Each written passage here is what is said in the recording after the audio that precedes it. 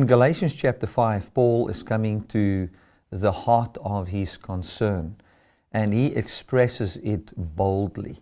He's talking about falling from grace and what that really means. Many times we have thought that falling from grace is something that happens to you when you commit a sin, or when you see any form of the fruit of the flesh in your life, or if you have made a mistake.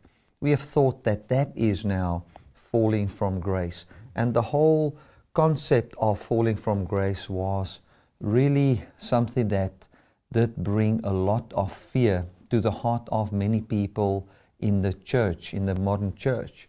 But Paul didn't have the concept of, should you say a wrong word or do something wrong, that you have now fallen from grace. He's got a completely different mindset about falling from grace, and this has been building up from chapter 1. Last night I was speaking to my wife, and I said to her that Paul, as we are going through Galatians, and even as I've preached through Ephesians, I've come to realize that he repeats himself all the time. It's as if he's just has got one thing to say, and he says it from so many different angles over and over again. And then she said to me, yes, it is because he wants them to get the idea. He wants them to get to the point and have understanding from any direction as pertaining to this specific point. So we see in chapter 5 where Paul comes and he expresses the concept of falling from grace, what that actually is. He then goes on and explains what will happen should you fall from grace and go back into legalism, go back into justification, which we're going to look at, by works, and that you will then actually have the fruit of the flesh in your life on account of a different belief system. In the mind of Paul, the gospel of grace wasn't just a message of God not looking at our sins.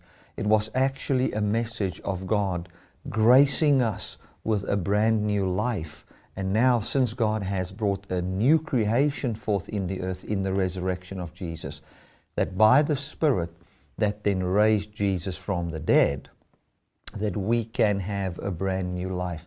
And it was with this mindset that he was starting to write, there wasn't chapters and verses.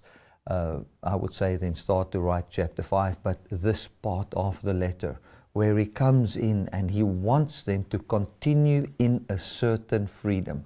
He also in chapter 5 defines freedom not as freedom from the law, but actually as freedom from the fruit of the flesh and sin and death. That's what he talks about. And we know that, as we've discussed in chapter 4, and chapter 3 as well, that he's got what was in his mind all the time when he wrote Romans chapter 7, or that whole concept.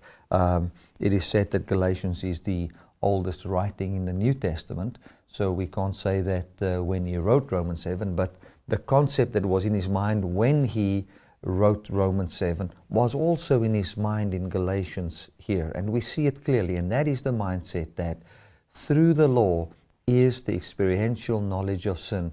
And since we are now set free from sin and death, there is no need for a law anymore. What I would summarize chapter 5, or to give a good introduction to this, is I would say that chapter 5 is all about Paul expressing his concern on why he doesn't want people to go back under the law. And he gives practical examples on why. The reason was not that he will not have followers, that he will not look good, that he's not going to get